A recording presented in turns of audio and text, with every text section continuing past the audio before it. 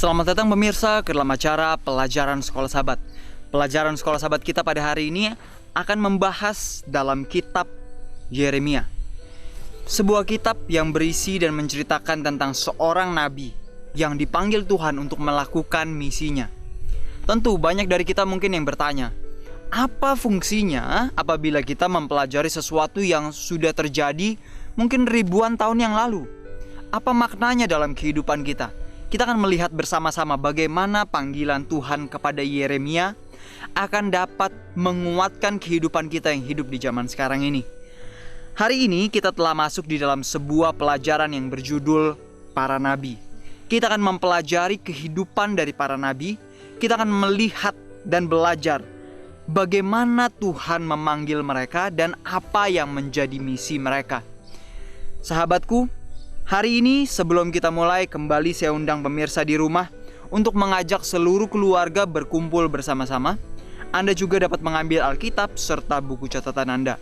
Biarlah pelajaran yang kita pelajari bukan hanya sekedar berlalu begitu saja, tetapi bisa kita ingat, bisa kita ceritakan kepada sahabat-sahabat kita, dan paling penting dapat mengubahkan hidup kita masing-masing.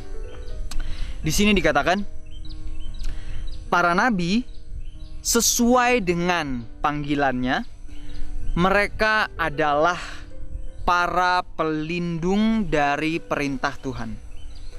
Jadi fungsi dari para nabi adalah untuk melindungi perintah Tuhan. Yang pada zaman dahulu banyak sekali upaya setan untuk meruntuhkan, menghilangkan berbagai perintah Tuhan dan menggantikannya dengan perintah manusia atau adat istiadat manusia. Oleh karena itu Tuhan memanggil para nabinya. Dari Musa kita kenal Yesaya, Yeremia. Semua mereka walaupun datang dari mungkin waktu hidup yang berbeda-beda, tapi kita bisa lihat bahwa masing-masing mereka punya tujuan yang sama. Musa dipanggil Tuhan untuk mengembalikan penyembahan dari bangsa Israel yang telah banyak korup dan dipengaruhi oleh penyembahan berhala di Mesir, untuk mengembalikan mereka menyembah kepada Tuhan yang benar dengan cara yang benar. Begitu juga dengan Yesaya, yang di zaman itu bangsa Israel telah banyak menyembah kepada patung berhala. Dia dipanggil untuk memberikan pekabaran kepada bangsanya, mengembalikan mereka untuk menyembah Tuhan yang benar. Sahabatku, di zaman ke zaman Tuhan tetap memanggil para nabinya untuk mengingatkan umat Tuhan agar tetap dan kembali kepada penyembahan Tuhan yang benar dengan cara yang benar. Hari ini kita akan melihat dan membaca bagaimana akar dari perintah Tuhan adalah yang dituliskan di dalam 10 hukumnya di buku Keluaran.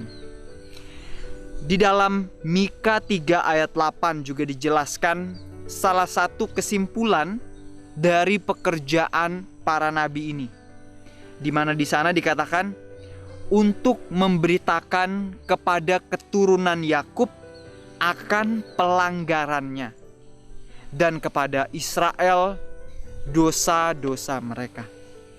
Jadi bukan hanya sebagai pelindung terhadap perintah Tuhan, tetapi salah satu pekerjaan dari para nabi juga adalah untuk mengingatkan akan dosa-dosa yang dilakukan.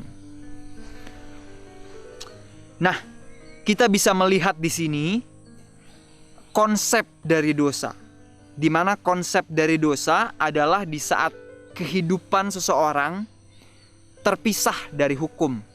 Anda bisa membacanya di dalam Roma 7 ayat yang ke-7. Mari kita buka dan ambil Alkitab kita masing-masing. Kita akan baca di dalam Roma 7 ayat yang ke-7. Di sana dituliskan, jika demikian, apakah yang hendak kita katakan? Apakah hukum Taurat itu dosa? Sekali-kali tidak. Sebaliknya justru oleh hukum Taurat itu aku telah mengenal dosa. Karena aku juga tidak tahu apa itu keinginan, kalau hukum Taurat tidak mengatakan jangan mengingini. Jadi seseorang dapat mengetahui apa yang benar dan salah oleh karena hukum yang Tuhan berikan. Sahabatku, mungkin mirip dengan sistem pemerintahan hukum di negara kita. Seseorang tidak akan mengetahui kalau mengambil milik orang lain adalah sebuah perbuatan yang tidak benar apabila tidak ada hukumnya. Tentu Tuhan dari awal sudah tuliskan di dalam hati kita masing-masing, seperti yang juga Dia janjikan akan dilakukan kembali, seperti di dalam buku Yesaya.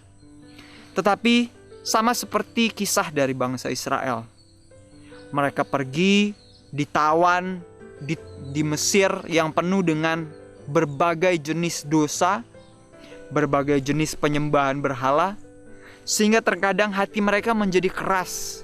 Pikiran mereka dan pandangan mereka menjadi kabur terhadap apa yang benar dan yang salah. Anda bisa lihat bagaimana di saat mereka hendak menyembah Tuhan, mereka justru meminta Harun untuk membuatkan patung lembu emas bagi mereka. Satu hal yang bisa kita pelajari di sini adalah, tentu di dalam hati kecil kita Roh Kudus terus berbicara dan mengingatkan kita akan apa yang benar dan apa yang salah.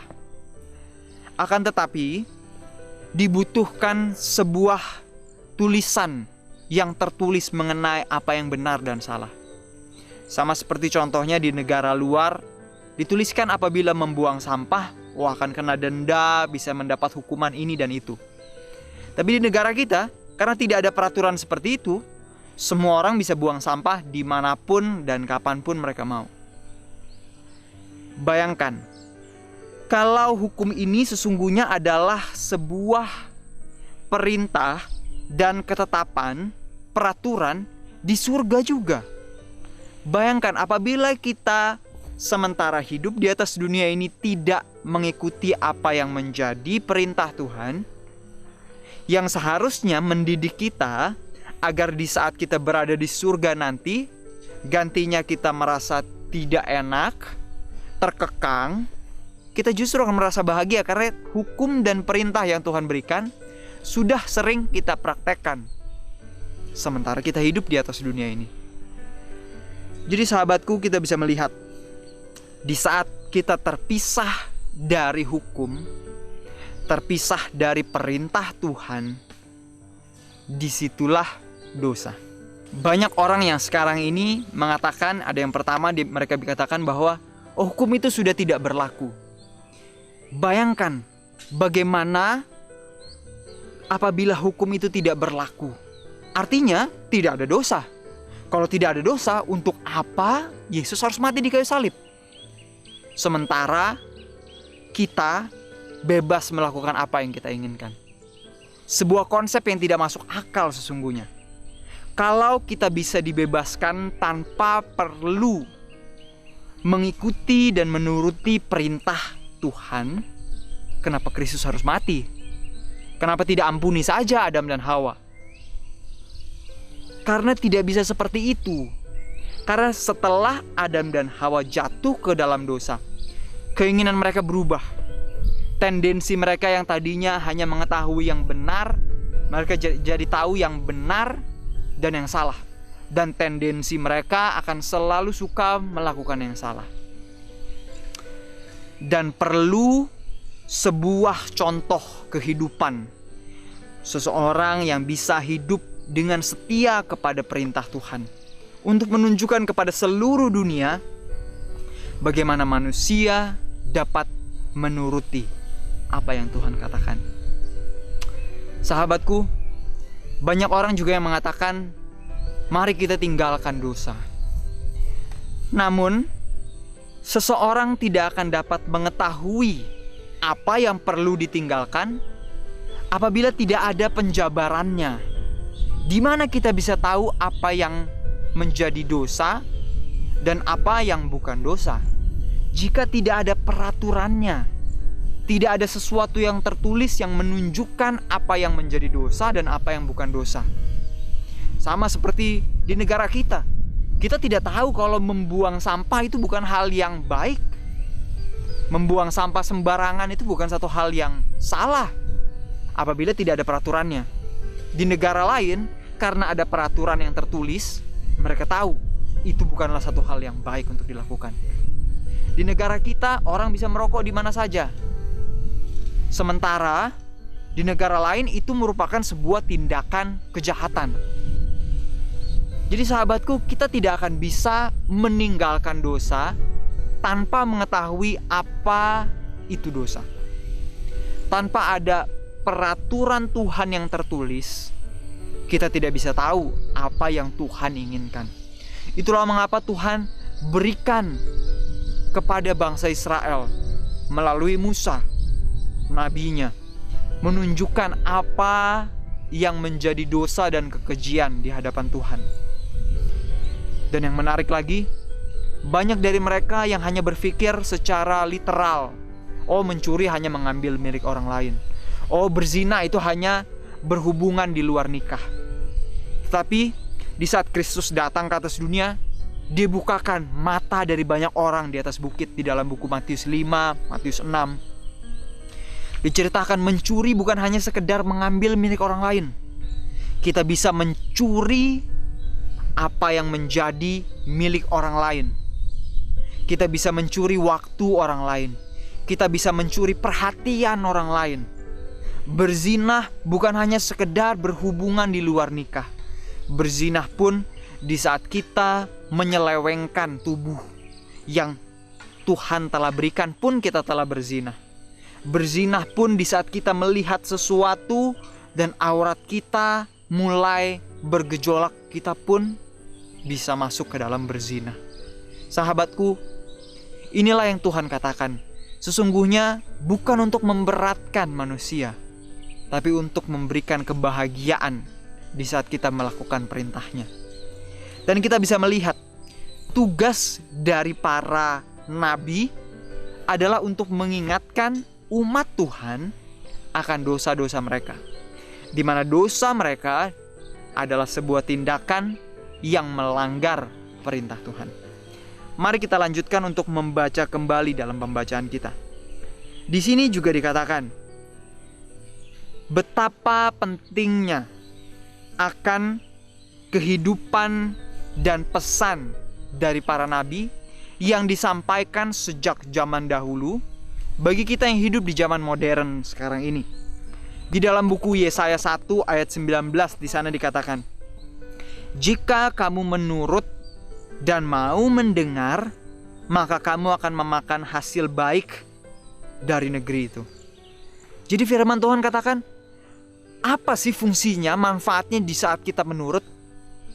Kita akan memakan hasil yang terbaik dari negeri itu. Merasakan kebahagiaan yang Tuhan telah siapkan. Menarik lagi di dalam buku Yeremia, di Yeremia 7 ayat 5 sampai 7. Dikatakan apabila kita bersungguh-sungguh memperbaiki tingkah laku dan perbuatan kita, jika kamu sungguh-sungguh melaksanakan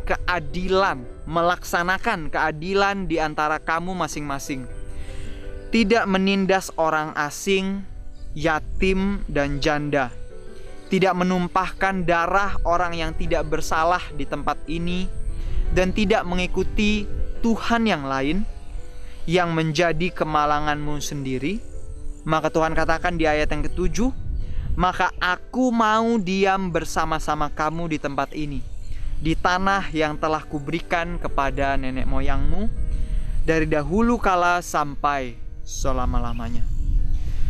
Jadi salah satu berkat yang Tuhan siapkan apabila kita melakukan keadilan, apabila kita tidak menindas orang lain, apabila kita tidak menumpahkan darah orang yang tidak bersalah, tidak mengikuti Tuhan yang lain, Tuhan rindu untuk tinggal bersama dengan kita. Sekarang mungkin kita bertanya, oh, saya tidak menyembah Tuhan yang lain, saya tidak menindas yatim piatu, saya melakukan keadilan. Tapi sahabatku, seringkali pandangan kita terlalu sempit. Kita hanya melihat apa yang kelihatannya yang di kalimat itu katakan. Banyak orang yang mengatakan tidak menyembah Tuhan yang lain, sementara waktunya yang paling banyak dihabiskan untuk menonton televisi, untuk bermain game, untuk menghabiskan uang, untuk belanja, untuk berpesta, untuk melakukan segala sesuatu yang menjadi keinginannya sendiri. Sesungguhnya Tuhan yang lain yang kita sembah adalah uang dan diri kita sendiri. Banyak orang yang mengatakan, oh saya tidak menindas fakir, miskin, dan janda. Tapi di saat kita tidak mempergunakan berkat yang Tuhan telah titipkan dalam kehidupan kita bagi mereka, kita pun sedang menindas mereka. Mungkin kita katakan, oh saya melakukan keadilan. Tetapi apabila kita tidak adil kepada orang lain, apabila dalam kata-kata dan perbuatan kita tidak adil kepada mereka, sementara mereka pun adalah milik Tuhan. Tuhan katakan kepada orang yang paling hina itu, apapun yang kamu perbuat kepada mereka, kamu sedang berbuat hal yang sama kepadaku. Jadi sahabatku, sesungguhnya Tuhan rindu untuk tinggal bersama dengan kita kembali. Tapi oleh karena dosa, oleh karena kesombongan kita, oleh karena sifat tinggi hati kita, oleh karena segala pelanggaran yang kita perbuat, Tuhan tidak bisa tinggal.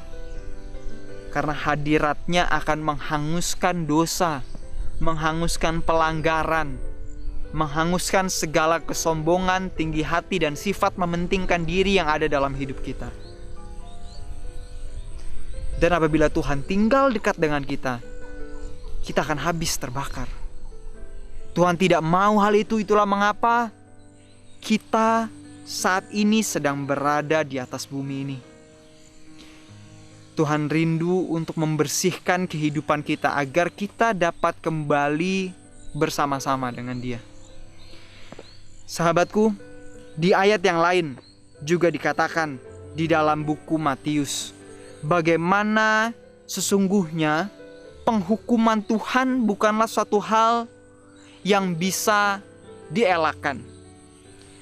Penghukuman Tuhan pasti akan datang kepada setiap orang yang tidak mau berpaling dari jalan mereka yang jahat. Tentu, untuk berubah bukanlah satu hal yang mudah, terutama apabila kita sudah terbiasa untuk melakukan sesuatu yang jahat. Tetapi siapa yang tidak pernah melihat bagaimana Tuhan dapat mengubahkan kehidupan seseorang?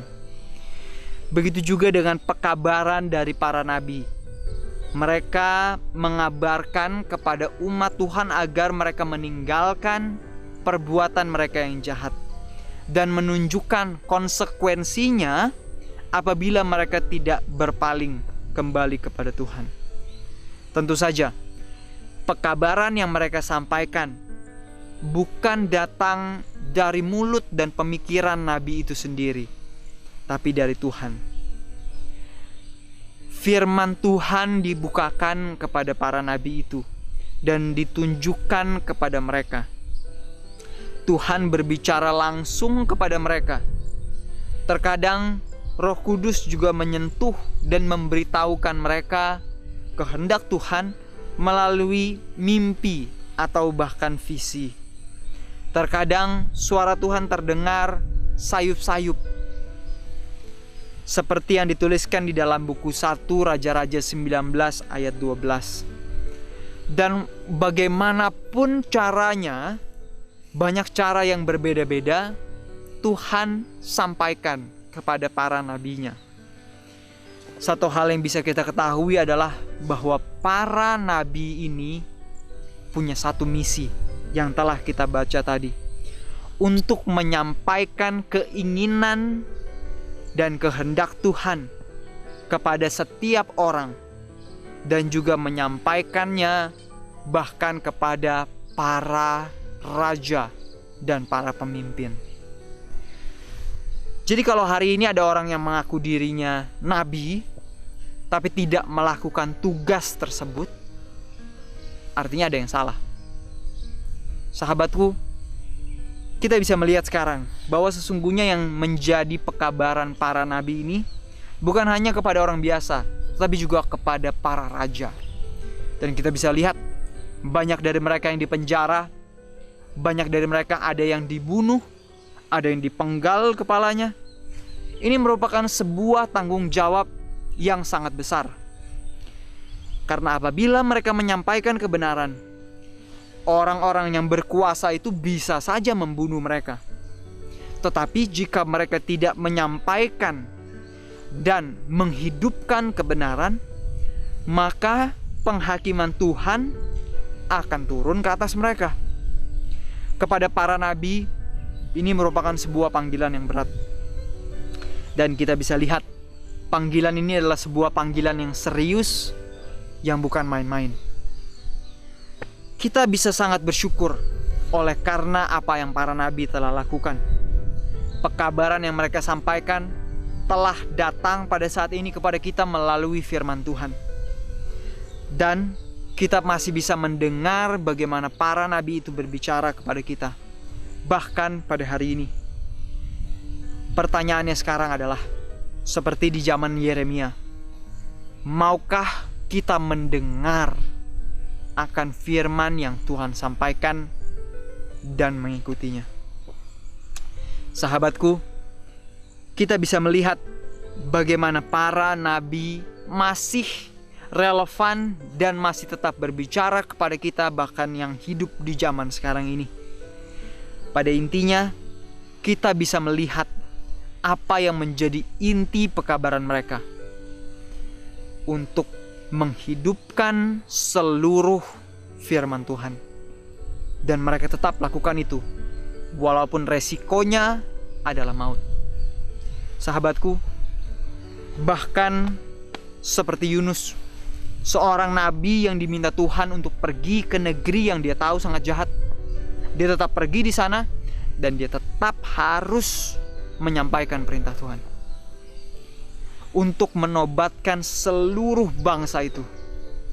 Sahabatku, hari ini kita juga bisa melihat tidak ada dosa apabila tidak ada hukum. Tidak ada pelanggaran apabila tidak ada sebuah perintah yang tertulis tentang apa yang kita langgar. Itulah mengapa di saat kita membaca firman Tuhan, jangan biarkan kita hanya membacanya seolah-olah itu adalah cerita sejak zaman dahulu kala. Seolah-olah itu hanya sebuah dongeng. Di saat kita baca, marilah kita tanyakan apa yang menjadi kehendak Tuhan untuk kita hidupkan di dalam kehidupan kita. Cari tahu apa yang benar di mata Tuhan, apa yang menyukakan hatinya. Sahabatku, sampai di sini pembacaan pelajaran sekolah sahabat kita pada hari ini. Ceritakan kepada sahabat Anda mengenai para nabi, apa yang menjadi panggilan mereka, apa yang menjadi misi mereka, dan apa yang menjadi tujuan hidup mereka. Sampai bertemu lagi. Tuhan memberkati dan Maranatha.